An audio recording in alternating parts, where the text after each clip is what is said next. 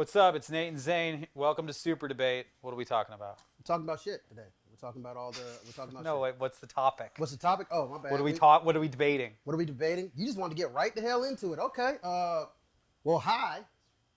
First of all, hi. How you doing? Marvel. What do you think the state of I think Marvel? we should debate your intro style. My what? Your intro style. My intro style. Look, my intro style is I want to be casual, Okay. but those are the same words. I'm gonna say aloof. I think Casual and aloof. I think that's the same thing. I think you're nailing it. I think you're nailing it. Okay. God damn, this mustache Great. is beautiful. Yeah, dude, how you been, man? I'm good, dude. Yeah. We're here to do a debate show. Yeah. Let's debate something. Well, I don't want to because I'm trying to be debated. Like I'm kind of trying to be combative. I want to know what your opinion on the state of Marvel, because we're both pretty big comic book fans. Outside of like even just the movies. I feel like Marvel is in shambles right now. Really? Yes. Wait, seriously? Yeah, I could not be more disappointed with what's happening with Marvel right now. I think that the phase 1 through 3, obviously, clearly epic. Yeah, it started shaky. We had some good movies, but then like Thor, Captain America was slow. But what it ended up happening is you had 18 movies that created this huge epic story. And by the end of it, when all of the characters are coming back to life through the Doctor Strange magic circles, and they're showing up, and that epic song is playing. Literally a decade of movies was coming back to life, and you get that moment where it slams into Cap and he goes, "Avengers, assemble!" Yeah. Like that moment was the culmination of a decade's worth of work. Yeah. And it all made sense. Mm-hmm. Right now, I feel like Phase 4 into Phase 5 is just a bunch of it's Kevin Feige trying to broaden what Marvel is and execute in different genres, and like have superheroes in romantic comedy and superheroes in sitcoms and superheroes in emotional dramas, and that's not normally where you see these types of movies. Like, this is the superhero is supposed to be in an epic hero's journey, and we're really not seeing that very often. And I feel like it is the cause for Marvel to be in shambles. Just my take. That's my take. Okay. What's your take? I 100% disagree. Okay, well, why? Absolutely. Because, okay, here's the thing. I totally love superhero movies, but at the beginning, first of all, when they made Iron Man, they didn't know who it was for. They were just making a movie. They didn't know it was going to do what it did. They didn't plan on Endgame when they made Iron Man. They were trying to get a certain fan base. And then what happened is that the fan base kept getting bigger. So the idea that now, and yes, the first 3 phases, it came to this culmination and it was fantastic at the end. But now what they're doing is they are doing a romantic comedy for superheroes, because there are people outside of the superhero genre who want to see that. But there's also so much content for me and you, for like for the people who love Marvel to watch. They got spoiled. Now there is so much content, they can actually go out there and make a show like Miss Marvel that's for a little bit more for kids. They can make a show like Loki that has that Marvel background and has the superhero archetype, but at the same time, that's really a show for people who like sci-fi. So people who don't necessarily like Marvel are going to be like, that's kind of a sci-fi show. I like those actors. I'm going to watch that. And so it's bringing people in without hurting the overall brand, because there's still so much content for the average person to watch. So I look at it as more like people get mad at, why are they making this character black or this character a woman and stuff like that. It's because they can do that without messing up what they've already done, because there is so much content. So I look at it as saying the same thing to a Marvel fan that the Marvel fan would say to a large majority of the people in Hollywood who always say that the comic book movies aren't straight movies, and it's just not everything's made for you. And now not everything's made for the original Iron Man fan, but they're still making that stuff. Right, but inherently there's a huge problem with that, because what they've done is they've created an entire cinematic universe that that original Marvel fans feel a connection to or close to. Like now, what's happening is that there's shows that have storyline like D and C storyline is going on in She-Hulk and Miss Marvel in WandaVision, and if you don't watch those TV shows, then you don't really understand what's happening in Doctor Strange. And I know Doctor Strange is a horror movie, and it's an epic, and it's more geared towards the broader Marvel audience, like you and me, and really anyone can watch it. Yeah. But like, if I hadn't seen WandaVision, I would be so in the dark with what was going on. But so what happens is now, like, there's shows that I'm just like not into, like Moon Knight. I haven't watched She-Hulk yet, so I don't really have an opinion. Miss Marvel, I'd like it, but it's just not for me. It is so not for me that like trying to watch that show is difficult, even though it's good. It's for young girls. Yeah. But it's like it's a chore to watch it, but I have to, because if I don't watch it, then I don't know what's going on in the universe. Does that make any sense? Yeah, no, it makes perfect sense. So now they're forcing me to watch stuff that I don't want to watch, and what ends up happening is I'm starting to get uninterested. But here's the thing. That's because you've been spoiled. Everything has been directed directly at you for so long. Okay, well, what was wrong with that? I mean, the Avengers made billions of dollars. Yeah, but now they're bigger. Yeah, but they're not going to make more billions. What It's do not you like mean? they're going to make... It's not like them making Ms. Marvel is going to end up making them that much more money. Like, come on. They're losing... What they're doing is they're gaining young girl eyeballs and losing middle-aged adult eyeballs.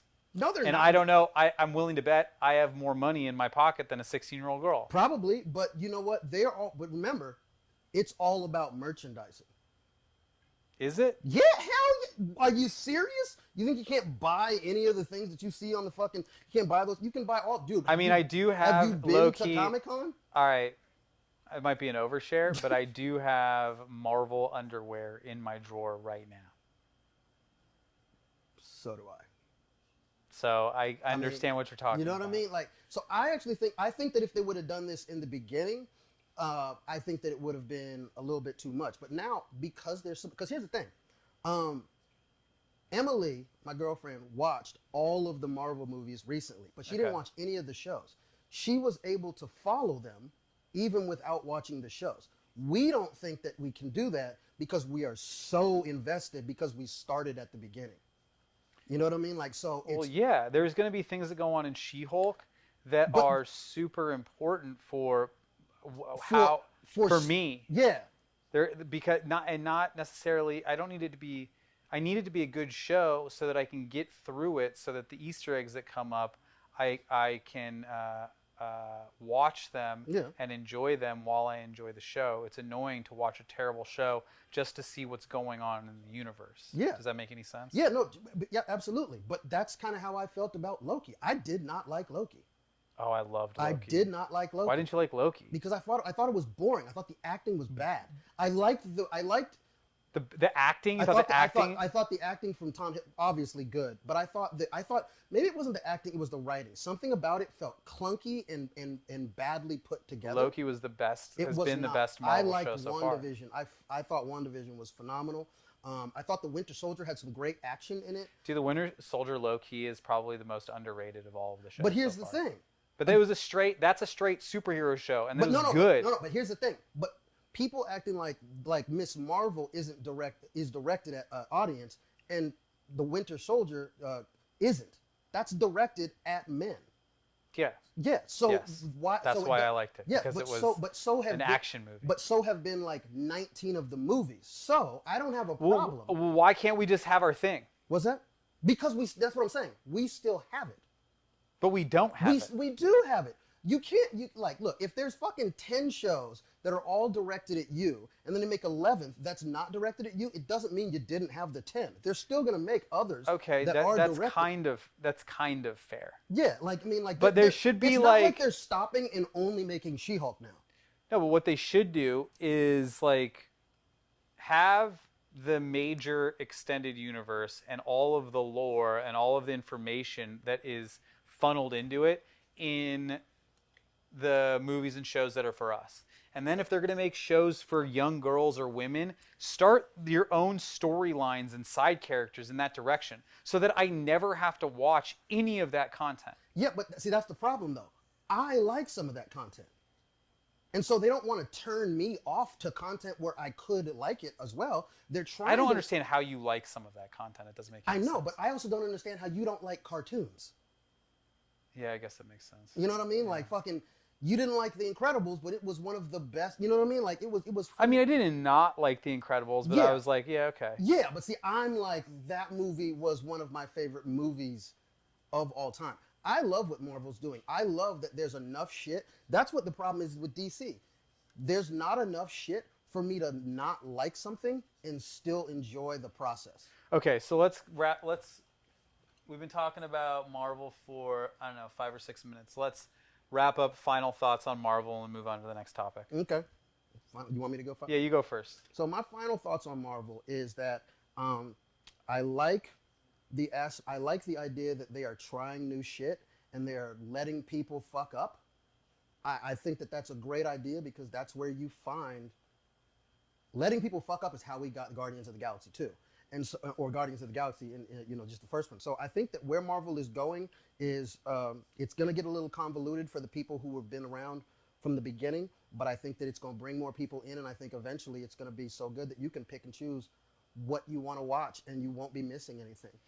So okay. I think it's good. My final thoughts on Marvel is that what they're doing, spreading themselves into multiple genres, is creating disinterest among the base of fans that they've had, and they've been disappointing us on a number of different levels with just lackluster content, and it's the Marvel Cinematic Universe is losing the credibility that it had at the end of 2019.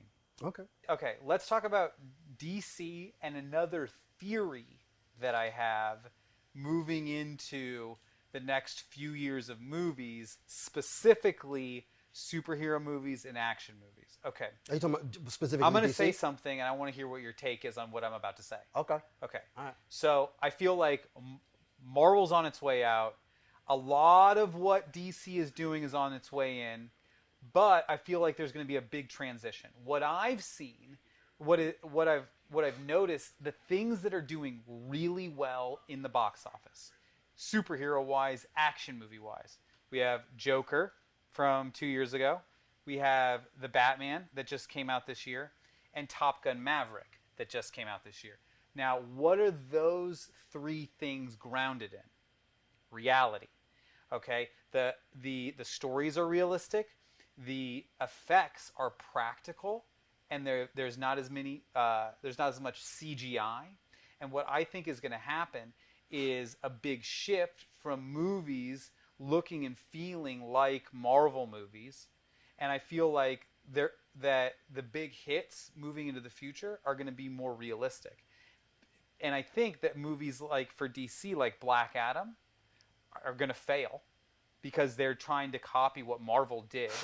And I feel like movies like The Batman and The Joker and other movies that take that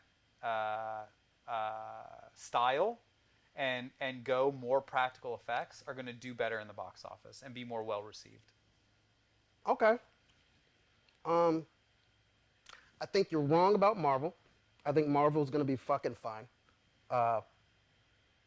Because I think that part of the problem is everybody's listening to the people who don't like it and nobody's listening to the people that do. Okay. And there's a lot of people who do like these shows.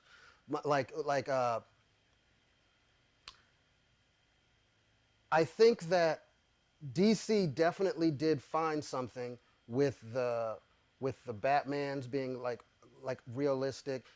I personally, I liked 2/3 of the movie. Okay, well, let me ask you a question. Are you more interested in watching like realistic fight scenes or even like realistic fighter pilot scenes from a movie like Maverick or The Batman, or like murderous, dark, dramatic scenes from The Joker? Does that like excite you more, or are you still excited by like super high level CGI, like Spider-Man zipping through town. I feel like we've seen all that we can see from a guy like Spider-Man. See, here's the thing. I am excited by dope characters. Okay. So if the movie can be around the dope, because like when you look at it, Falcon, not Falcon the Winter Soldier, but Captain America the Winter Soldier, there was some CGI in that, but the reason that movie was so good was because of the characters and because of the story. That's why that movie was so good. The parts that we love so much about Infinity War were all the character parts. They weren't the big flashy parts. So I think that Marvel has got that down. DC has not got that down yet. They're doing much better, but DC wasn't behind Joker. They weren't behind that. They did it, but they weren't thinking that it was going to do what it was going to do. Joaquin Phoenix did that. You know what I mean? Like well, that. Also the director. Yeah, no, absolutely, for sure. Warner But Brothers. like, you put another actor in that, and they can't do it. That movie. He had to do that much to make that movie that good. But what I'm saying is, I think the superhero movies are gonna. We're going to see more realistic superhero movies, more movies that are grounded in reality, and those are going to be the ones that do well. And I feel like if you put Black Adam, I bet Black Adam is going to bomb. I bet it's going to be bad. Here's the reason that DC movies keep bombing. It's not because of the Flash. It's not because of the glitter, the CGI. It's because they don't have any character. Their characters are boring. Their villains, their big bads are never. Thanos was so complex. You know what I mean? Like that people just like. He became an adjective. And the thing that Marvel does really well is they in the beginning of a movie they show you why a villain is doing what they're doing. Exactly. And they give you perspective. Exactly. And you feel for them. Exactly. So what DC doesn't do is they just give you the Flash. There's no perspective though. You don't have any idea why even the good guys, you don't know why they're doing what they're doing. Their motivations are all fucking all over the place. And they make their villains to be like, this guy's bad, he's all bad. You know what I mean? Like he doesn't have he's just evil for evil's sake. And that's not entertaining. So all you're left with is the show of it. The reason that Batman and the Joker were good is because they had that inner turmoil. The reason that fucking that the Dark Knight was so good, because here's the thing, Batman Begins, in my opinion, is a better movie than the Dark Knight. But Heath Ledger's Joker was so fucking good that it made that movie an iconic thing. You know what I mean? Like, because I'm gonna be honest with you. As much as I love Bane, I did not like the movie of The Dark Knight Rises. Okay, so you're saying your favorite, it goes Batman Begins, then The Dark Knight, then The Dark Knight Rises. No, Dark Knight, The Dark Knight is the best one, but it's because only because of Heath. But as far as movies, I think that the Batman Begins is highly underrated. There's a lot of holes in The Dark Knight, but also Batman Begins is like it's kind of slow. I don't know. You know what though? But I liked. But you didn't like the Batman, the newest one with Robert Pattinson. I liked like 2/3 of it. I thought it was a little bit long. I wish there was more Catwoman. I did not like him as Bruce Wayne. I didn't look like he You didn't like him as Bruce Wayne? No, dude. He looks like he constantly listens to My Chemical Romance just on repeat. That's like such a trendy take. Is it? I mean, yeah. I didn't look. What we've really never seen is young Batman going through it, growing up as Batman. Like when we saw Batman Begins, Christian Bale was already in his 30s. They portrayed him as a man. They portrayed him as someone who already was like the playboy philanthropist that we know and love. You know, they did a bit of his backstory. We didn't see him becoming. Yeah, but like Robert Pattinson's Bruce Wayne is a young and troubled young man. For sure. You know, I did not. Here's the thing. I like Robert Pattinson. I know a lot of people want to just fucking hate on him because of the Twilight shit, but dude, it's a fucking paycheck. Come on, like let's. Adrian loves Twilight, so we watched Twilight just whenever she feels like she doesn't want to watch anything Yeah. serious or she wants to fall asleep to something, she puts Twilight on. Yeah. And then so I don't end up in an argument, I watch it. So Yeah. I've literally seen all the Twilight movies at least 5 times each. Yeah. Emily and her daughter fucking love them. And see, that's where I'm like, okay, those movies I don't have to like those. They're not made for me. You know what I mean? Like they're not for me. But Robert Pattinson kills it. He's a fucking good actor. He killed it in fucking Harry Potter, dude. I mean, I wish the Batman was an hour longer. That is an absolutely asinine fucking take on that. I wish it was an hour longer. It was too fucking long. It ran into the problem, I think, that The Dark Knight Rises ran into, where they were trying to be so true to life that they overdid some things, and they what? Like the third act seemed extremely. It seemed like they set up so much that the third act just seemed rushed, and I shouldn't have been bored. You just said that it was too long, but it also No, that's rushed. what I'm saying. The first 2 acts were too long. Then it was almost like they ran out of time, and then was like, oh, that's right, we have another act. Dude, I love that it took its time and that it was a detective movie. I love that it was a detective movie. I thought it was too long, and there was parts where I was bored. I didn't always like Batman. I didn't like him in the third act. I did like Robert Pattinson though. I loved that it was like a slow noir and he was whispering the whole time. I love the noir. I love that he's whisper Batman. That's my favorite thing. That he didn't like try to put on like a serious Batman No. voice. I actually but thought it just that, came out because he was whispering. I like that. I think that Ben Affleck's Batman is so underrated, dude. If they would have gave him more to do. Whoa, hold on. We're talking about Ben Affleck? I thought we were talking about no, but Robert Pattinson. what I'm saying is like I think that Ben Affleck's Batman was the perfect combination of the hardness of Batman and the also. I think that Ben Affleck would be a great Batman that's the older one that I want Pattinson to turn into. Okay. You know what I mean? Like sure. I want that. I want him to turn into. He was that. very brooding. Yeah, I want him to turn into that. I just think that this first time out, he didn't kill it for me, but I was impressed enough that I was like, it was still a good movie. The thing I was curious about is why did he walk so slow all the time? Do you think it was because he's bruised, he's beat up, and so he was just kind of like he needed to walk just slow? hurt? Yeah, he's just hurt. Yeah, dude, he's fucking got bro. He was legit like walking as slow as humanly possible. Like, the bro, entire how movie. bad? Like, I mean, you never see Batman just get a Charlie horse, bro. You know he gots to. Well, on the part when he jumps off the building and flies, he does his little swoop down into the streets, and then he gets clipped by the bridge. Oh yeah. What did you think about that? Did that seem believable to you? Because he took a beating. He literally wingsuited into a bridge and lived. That's kind of what I mean by like they're trying to make it too real. You know what I mean? Like that part. I don't need you. Like you don't have to make me believe that this is real. Just be Batman. The one thing that Batman and as many holes as Batman, The Dark Knight had in it, I think they got the realism correct, because it was just real enough and comic booky enough to never take me out of either one. The thing I liked about the Batman is it did a lot of the same things that the Watchmen did, which was add really, really comic booky elements within a realistic world. I did like that.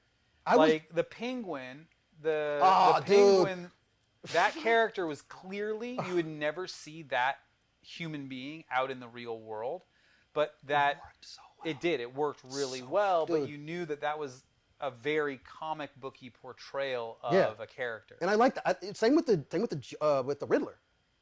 I loved that. Riddler's one of my favorite fucking supervillains. I loved how they did the Riddler I loved how they did the Riddler. I still wish I would have had more Catwoman. I wanted more Catwoman.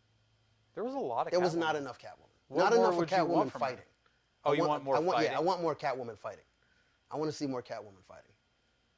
Okay. Because anytime I see Catwoman, all I go back to, bro, and I know you're a little younger than me, but still, you remember. I don't know if the backflips did to you what they did to me. Which backflips? The Michelle Pfeiffer backflips.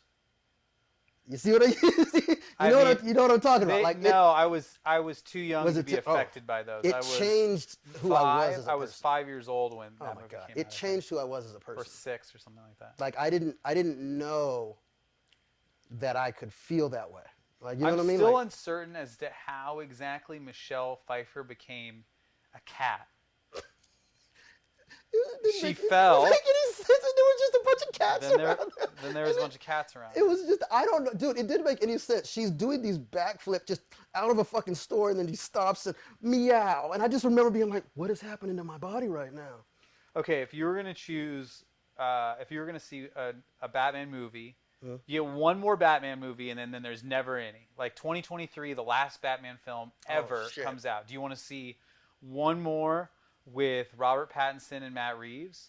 Do you want to see one more with Christian Bale and Christopher Nolan, or do you want to see one more with Michael Keaton and Tim Burton, or Oh my God. or do you want to see a Batman medley and you get Clooney, Kilmer, Alicia Silverstone, Arnold Schwarzenegger, Chris O'Donnell, and the entire cast of all of the shitty Batmans together in one? I'm going to say something very controversial first off, okay? I went back and I watched Batman and Robin. That's the rollerblade one, right? That's the rollerblade one. How did you make it past the rollerblade scene? I want to know how you made it past the rollerblade scene. What were you on? Were you high? No, I was What were sober. you eating? I was Were you in the middle of a snack? I was not in the middle. I did not eat. There must have been something else that was pleasuring you while you were watching that scene, because nothing is more infuriating than that scene. So I don't understand how you. Here's how you got to do it. You have to go in like you're watching The Room. That's the only way you can. Like you're about to be traumatized? Yeah, you have to be like, oh, this is not supposed to be good. I'm not supposed to enjoy this. But just like a deep tissue massage, it has to happen. You know what I mean? Like I have to get this. Okay, so the Batman and Robin is George Clooney, Yes, Chris O'Donnell. yes, Alicia Silverstone. Is Alicia Silverstone in that one? Yes. She plays Barbara Gordon, right? No, she plays Batgirl. Okay. And then that has Uma Thurman and Arnold Schwarzenegger. Yeah. Schwarzenegger's Mr. Everybody freeze! Oh my God. There's no way that I can like that movie. I'm sorry. I'm all for camp. I just can't like it. But I was watching it, and I would like to see you as Mr. Freeze. I would love to play Mr. Freeze. I think you could nail Mr. Freeze. I think I can nail Mr. Freeze. I don't think Arnold Schwarzenegger didn't do a great job as Mr. Freeze. But here's what I did notice about that movie. That movie was shot in the same vein as the original TV show. Completely ridiculous, silly as shit. And I think it was You think that was meant to be that way? I think it was meant to be that way. I just think that they didn't know who they're... I think that they were aiming at fucking 11 to 15-year-olds. And they forgot to tell everyone? And they forgot to fucking tell everybody. Because if you think about it like that, it's just wacky and silly enough. Remember how the Joker was in the original TV? The Joker was so crazy. You know, he was that guy. So I'm like, yeah, he was crazy and it was silly. Yeah, that's what they were trying to do. And I think they just forgot to fucking tell everybody. Because there's no way you can make that bad of a movie on purpose. You can't do that. Uma Thurman's pretty hot in that movie. This is good. I mean, if you just pull out the Poison Ivy scenes, you got a good movie. So you didn't answer my question. Yeah, to answer your question. What do you choose? Do you choose Keaton Burton, all right. Nolan, Bale, what's his name, Pattinson and Reeves, or the medley? My question is, how about this? What I choose is 2023. I choose the medley, but it's Squid Game with all of those characters, where they literally die at the end. I would actually watch that. I would watch a battle royale Squid Game. I want it to be George Clooney forced to be in the Batman suit and in a Squid Game scenario, and he's there because he actually did such a terrible job as Batman. Dude, and the Riddler is in charge of the Squid Game. Okay, sure. I'll fucking watch that. Okay. But it wouldn't be my favorite one, though. All right, next topic. But here's my thing, though. All right, final thoughts on this. I would probably choose, as much as I love Michael Keaton, I've seen him.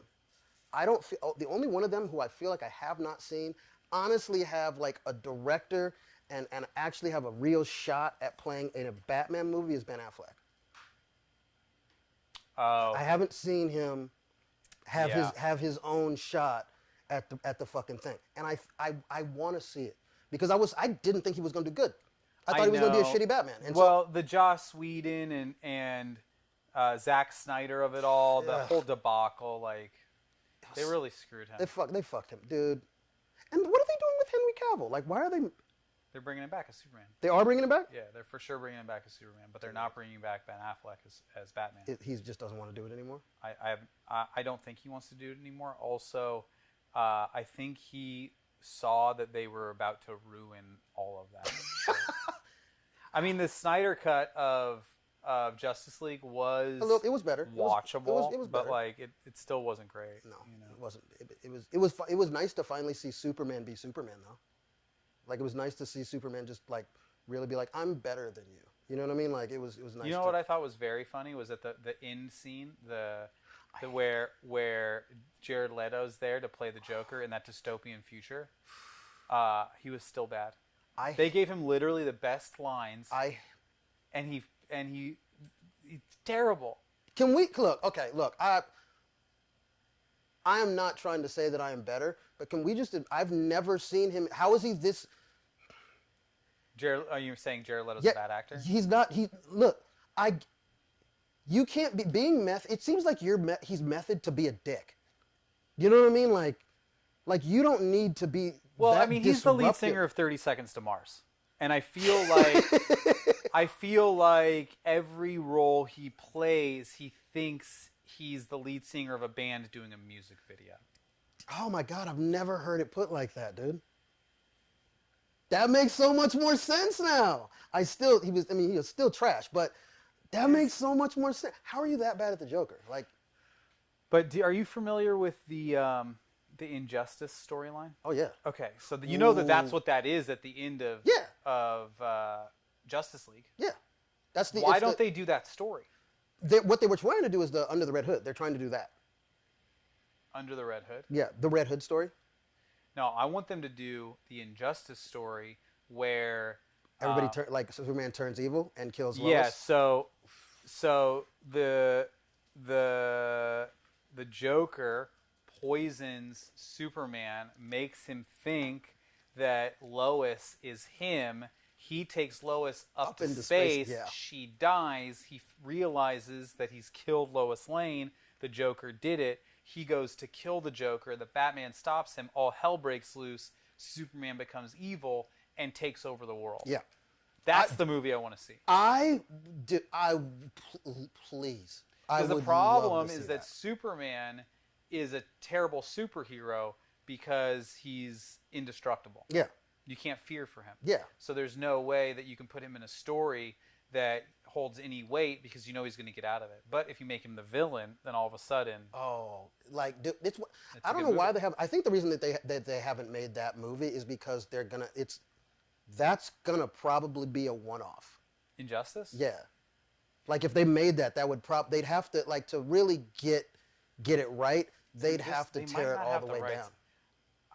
I guess they would just have to rebuild the entire universe. Yeah, and I don't... they should do. It's the only good DC storyline. Dude, it's such a good DC storyline. I want the Marvel storyline. You know what storyline I really want them to do? I don't think that they ever will, just because the House of M. What's that? The House of M? I don't know. When Wanda says no more mutants and all 98% of the mutants are gone. I'm not familiar with that. Read the House of M. It's one of the best... Dude, I physically read it. That's how good it is. You physically read it? I physically read it. And you're blind. You're legally blind. I'm saying, bro. You know it's good. I don't know if you guys know this, but to read, he has to use a magnifying glass. It's it's a challenge, bro. There are like 3 things. Comic books and the Harry Potter books are the only things that I've physically read outside of college. Okay, great.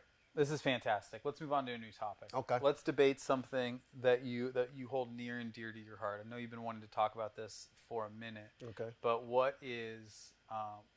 you wanted to talk about what you think the best Spider-Man movies are. Oh, yeah. Okay. So, this is hard. Because I love the Spider-Man movies. Well, let's start here. Who's the best Spider-Man? Tom Holland, without a doubt, is the best Spider-Man. No. Who's the best Spider-Man?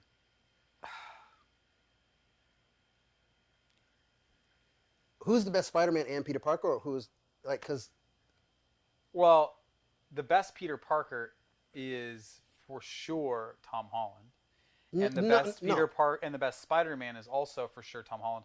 And I think that's just because the movies were made later and the CGI is better. Well, no, I think that the best Peter Parker is depending on which Peter Parker. Okay, Tobey Maguire Peter Parker and Tom Holland Peter Parker are two different Peter Parkers. Tom Holland Peter Parker is kind of based off the Ultimate Peter Parker, which they fucking nailed.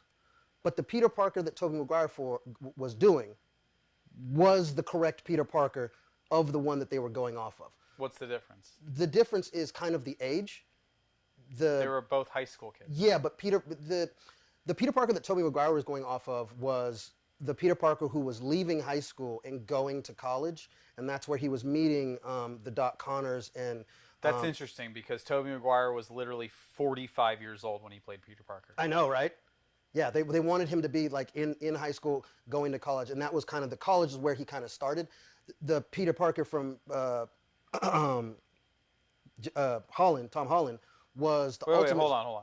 So the Peter Parker that Tobey Maguire played was leaving high school going to college. Yeah, the Peter Parker that Tobey Maguire played was basically the Peter Parker in the 90s animated series. Do you remember that? He's working for the Daily Planet. Yeah. Okay. And then so he's not a high school kid. No, not particularly. I don't know why. They could have started him in college. I think they just started him in high school to give them Flash and Mary Jane.